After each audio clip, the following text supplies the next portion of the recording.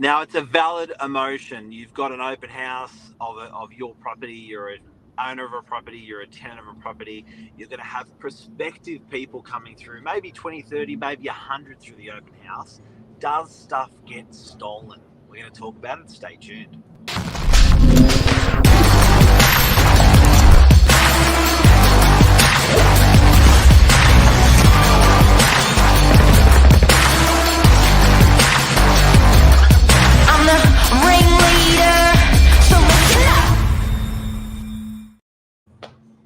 Ooh la la la la la la la la. Juicy topic. It's a juicy one this morning. It definitely is. Open house burglary. Does it happen? Does it exist? Have I been in that situation myself where I've been accused of stealing something, a mascara from a tenanted property? Absolutely, I have. Is it a shock to the system? Yes. Did I steal anything? No. My word versus your word, though. It's hard, and we are getting a lot of people through these open homes. And what I like and what I often tell people is everybody's a security guard. So even though there may be someone, a thief, in the open house, more often than not, there's always people around in the room. So they're all watching like security guards as to what everyone's doing and if someone's acting out of the ordinary. Yes, I agree. And the good thing is we take everybody, and this goes out to tenants and to also owner occupiers as well, who are having open homes and do feel a little bit uncomfortable with people walking through their home. The really good thing about us in particular is we take a record of absolutely everybody who walks through that property, their name, first name, surname, mobile number, and their email address. So we have a record of who they are. In addition to that, we will never leave a house unattended as well. There's always at least one real estate agent securing that property and keeping their eye on everyone. Having said that, people can give you any number, any name. That's true. That's true. So I guess there's the theory side of it, and then there's also the practical side of it. How many times would you be giving a dud name and number? Well, if I'm seriously interested in looking at a house, I would give my real name when I'm ordering a coffee, because I have such a different name. Sometimes I can't be bothered with it's ZANTHANY, not Anthony, ZANTHANY. So I'll just say my name is Sally. That's a little bit of a different situation than purchasing a house. My name's Fabio. I'm just going to put it out there. You don't look too much like a Fabio. No, but it's just... A Fabio's like, how do you spell that? That doesn't happen. It's Fabio, yeah, right, okay. And they go, Fabio! And then Lisa's like, oh, God. The kids are always like, embarrassing dad moment. It's your coffee name, your alter ego name, Sally. Sally sounds a little bit like a stripper name, so not really. It's just my coffee name. So... But you haven't answered the question. How many dud IDs do you get? How many people that say I'm Michael Smith and they are not Michael Smith? And I'm coming from that security angle, yeah. So I don't think it happens. Yeah, it's. I never get. Well, I guess I sort of never know because they just don't call me back, and you don't sort of see them again because if it's the people that know they're going to see again, they give you their real name and number. Otherwise, they're embarrassed. Yes. By it. So, okay, but let's put this into perspective, Zant. We're talking about, if you just tuned in, we're talking about open houses and stuff going missing, stolen, broken, whatever that may be. The reality is that you're probably an extrovert, I'm an extrovert. Our home's like, hey, let's, you're not, there's not, you don't come from a fear base. But you can imagine an introverted person, or someone that doesn't open their doors up to a lot of people. It can be quite overwhelming. And then Absolutely. The first thing, probably the biggest emotion you draw to straight away is your privacy and theft. So you're worrying about shit, secure down, batten down, that sort of stuff.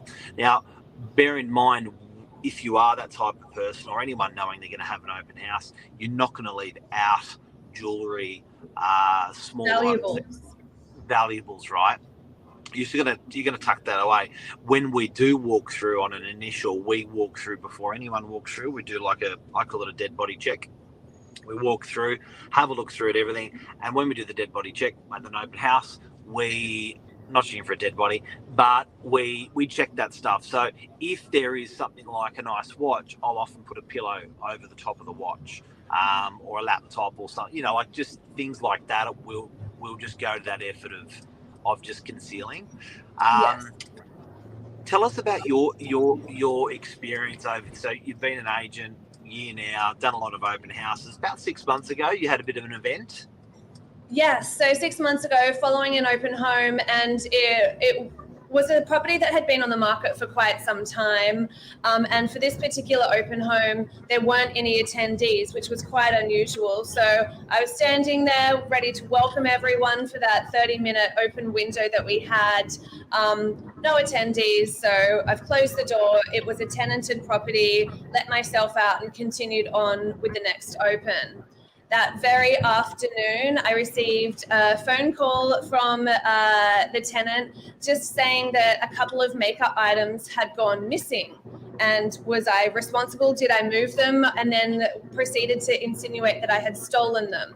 So it was an eyeshadow, a mascara, and a blush brush. And I didn't know what to do in that situation. No other people had gone through that open home that particular day.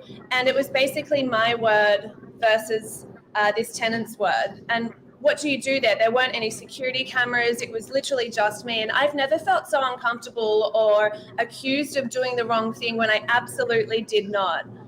So I ended up replacing those items anyway as a sign of good faith.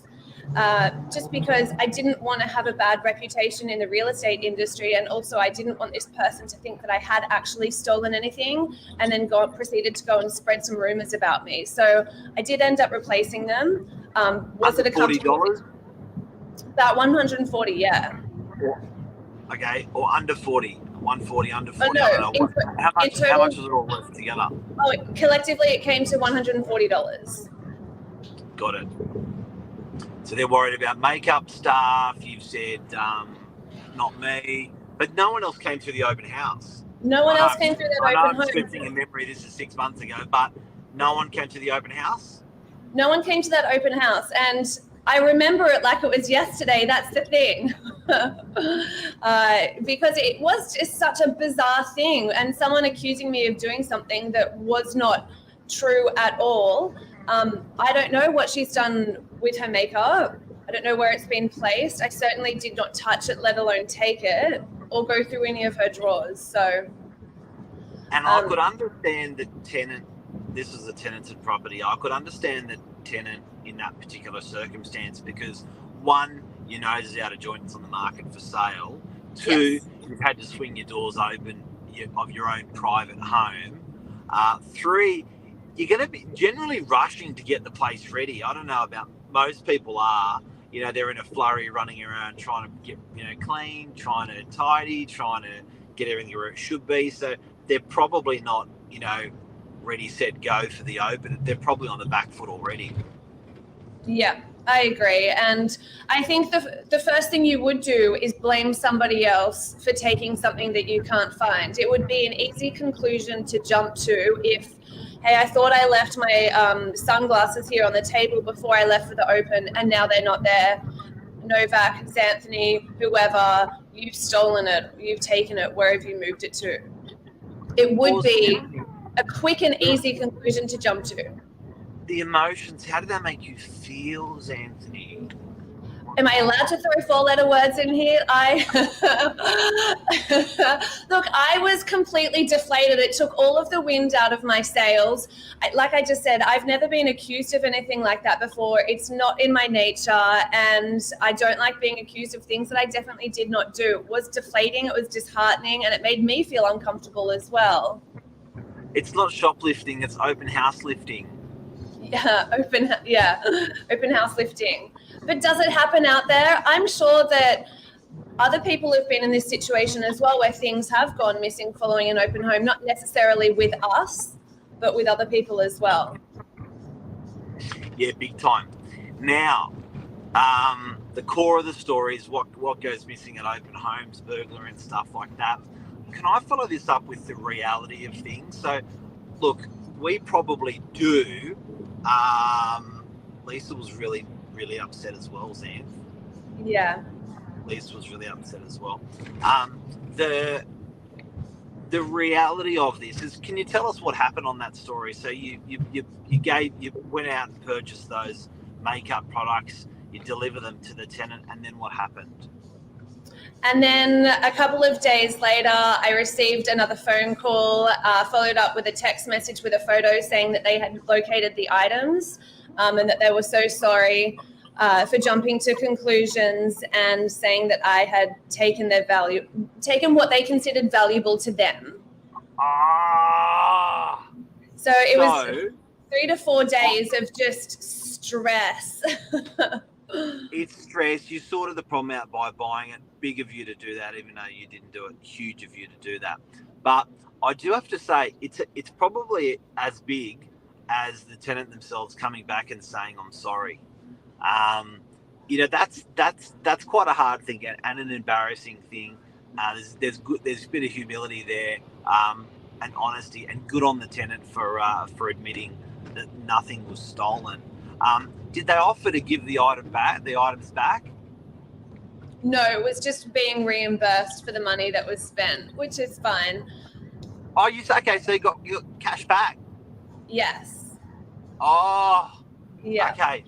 Now, in conclusion of things going missing in an open house, Lisa says she's never had anything go missing at an open house. This is a lady that's done hundreds or even maybe thousands of open houses. I've got to say, and look, I get guys that in Sydney, there's maybe different areas that will be open more to this, and there's less of this happening. But certainly on the northern beaches, 30 years as a real estate agent, thousands and thousands and thousands. You got a calculator there? Well, I've got my phone, which has a calculator, so hit me with some numbers. Yeah. 6 times 52 times 30. Yeah. I've done almost 10,000 open houses, and the amount of times that I've had something go missing at an open house is how many? So you've done 10,000, and I've been doing this for 1 year, and I've already had at least one situation. Look, the reality is that our agency's probably done, if that's the number for just me, probably we've done close to 100,000 opens. That's a big number, and the amount of times we've had things physically go missing, I wouldn't be able to count. Well, I don't even know if it's true or not. It's a claim, but someone's turned around and said, "Oh shit, this is missing or that's missing." Yeah, I wouldn't be able to put on a hand. So I guess the odds are, ladies and gentlemen, drum roll. Have you got a drum roll there on the pad? Oh, let me have it. Did it work? I'm pressing it.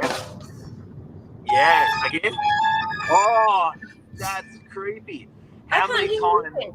Yeah, it's creepy. It's cool. How many times it's happened? The reality, super, super, super low.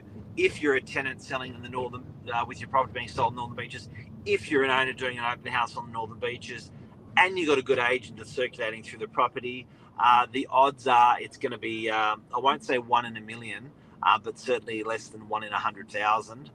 Maybe 1 in a million. That stuff actually happens. And don't forget, it's actually a matter for the police. So it's not a civil. It's not a civil claim. Sorry, it is a civil claim. No, it's not a civil claim. Anyway, it's a criminal matter, and it's something that the police will work out in the event of it being real or potentially being real in a claim. That times it's actually ever gotten to that for me in an agency, 0. So guys, in conclusion, what do you say? Look, if you are having people come through your property that you don't know, if you're a tenant or an owner-occupier, just hide your valuables, hide anything that's important to you, hide anything that might be able to be broken really easily. You might have a bit of fine china somewhere that you're worried about getting knocked. If it's important to you, if it's sentimental or valuable, tuck it away where no one will find it. What a great show. Something that people are always thinking about. That's the answer. Don't stress. And have a great day. What are you up to today? I'm prepping for Billy's first home buyer tonight. Here's a bit of a plug. So everyone come along tonight. We've got our first home buyer night with the spectacular Billy, revealing all things, how to get into your very first property, be it the Northern Beaches or beyond. Free event, there'll be food, there'll be good times, lots of laughs, and the most important thing, there'll be a lot of very important and on the pulse information shared with you. It's not too late to book. If you're a first home buyer or have any friends or family you'd like to book in, contact us. Just give us a tingle. We can book you in. There's a couple of seats available. There's about 60 or 80 people already booked. The thing I love about this first home buyer thing tonight that we got on is it's not a technical journey. Most of the time we've run these courses, we've gone down that technical side with lawyers and stuff like accountants and stuff like that. This one's different. This is an emotional journey that we're teaching first home buyers about. People of influence around you, when the journey officially starts, acknowledging that and working on brick by brick how that first home buyer gets into their first property, not just right at the end. We talk about the prelude all the way up to it. So it's worth going. Yeah, absolutely. And we look forward to seeing everybody there tonight. Kicks off at 6 o'clock. See you then. Thanks, Dan. Bye. See you, everyone. Bye.